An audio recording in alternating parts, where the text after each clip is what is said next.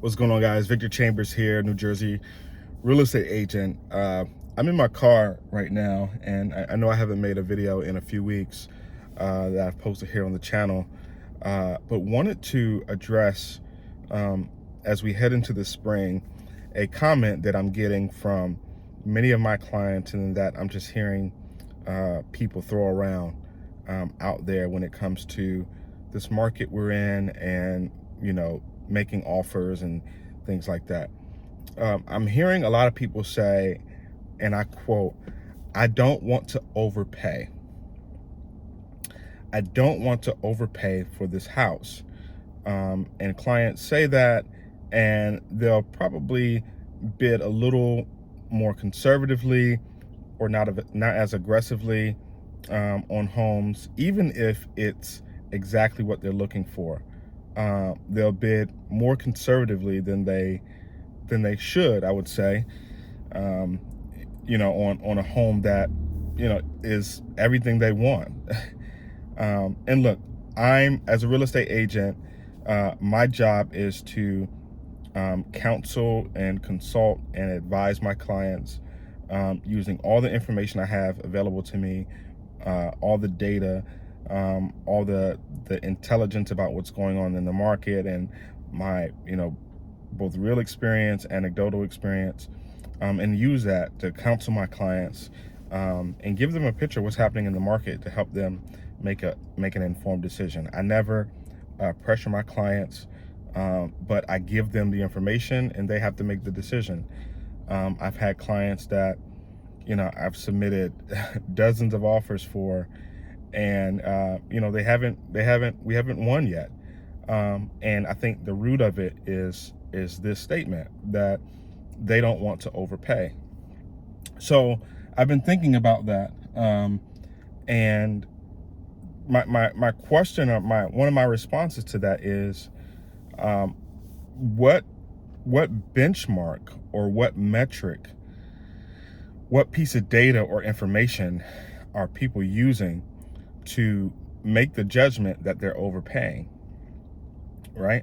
Is it because there's so much demand and that people naturally think that because there's so much demand and so many offers on these various homes, that whatever someone is buying it for, they're overpaying for it?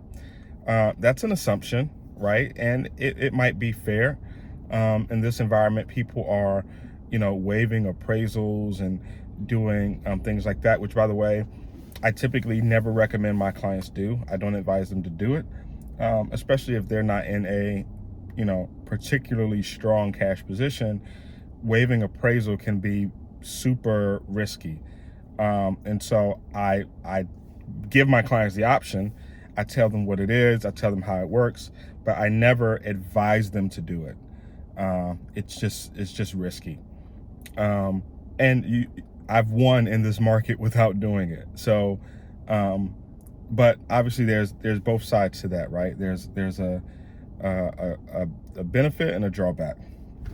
And so the question of what benchmark are people using, whether it's the demand, the perceived demand that's there, that people think that, whatever someone pays, they're overpaying for it.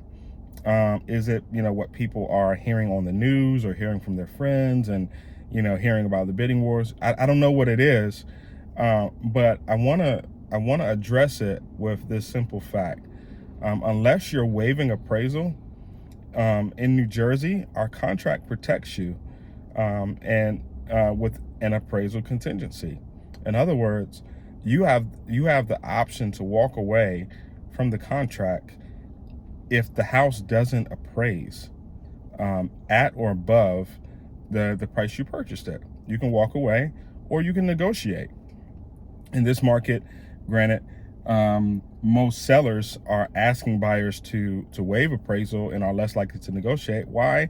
Because they're in the position of control. They don't have to, because they don't have to negotiate, because they have 20 people lined up to put in an offer on their house, right? So sellers want certainty. So that's why they're asking for people to waive appraisal. Now, as a buyer, though, you are by default protected by the appraisal contingency, as I mentioned. So let's assume that the house appraises. Then if it appraises for the price or more than what you're paying, how are you overpaying? If an appraiser, a certified licensed appraiser, has said that your house is worth X and you're paying X or less, how are you overpaying? That's one. Two, maybe you're looking at the list price and saying, oh, I'm paying so much over list price, I'm overpaying. Well, one, how do you know that the listing was priced correctly? How do you know that it wasn't underpriced? And obviously I share data and comps and information with my clients and try to give them a sense of whether something was priced correctly or not. But how do you know whether or not, how are you judging that you're overpaying just because you're paying X over list price? I don't think the two match. And let's say thirdly, what if you offer asking price and the house appraises for less than asking price?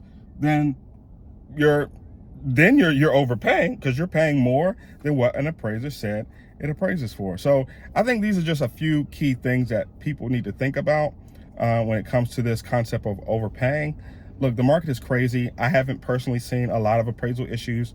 My team lead, a couple weeks ago closed on a deal that the client bid $400,000 over asking, and the house still appraised more than what they bid for. So this market is crazy. I haven't seen many appraisal issues. So I think for the most part, people shouldn't be so worried about overpaying, right? I think it's a bit of a myth right now, in part. So hope you found the information useful. Don't forget to like, comment, and subscribe, and I'll see you in the next video. Peace.